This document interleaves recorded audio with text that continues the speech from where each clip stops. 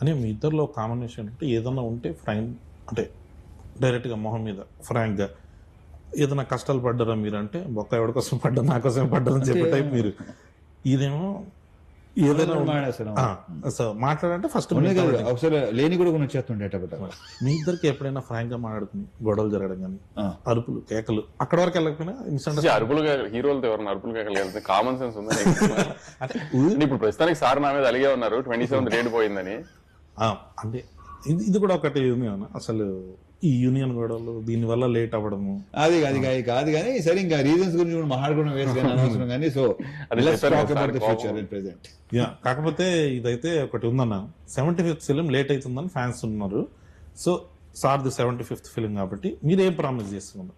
Late అయినా latest గా వస్తామన్నట అలాంటి ఏం లేదు కానీ ఆమె ఇప్పుడు నువ్వు ఇందాక ఫస్ట్ లో ఇంటర్వ్యూ స్టార్టింగ్ లో అన్నావు కదా మళ్ళీ అడగదు ఇది అది కానీ ఇప్పుడు నేను చెప్తే వీళ్ళు వింటారో నమ్ముతారో కూడా నాకు తెలియదు కానీ ఇంటర్వెల్ కి ఒక 20 నిమిషాల ముందు నుంచి సెకండ్ హాఫ్ స్టార్ట్ అయింది ఒక 15 minutes చిన్న ఎంటర్టైన్మెంట్ ఉంటుంది.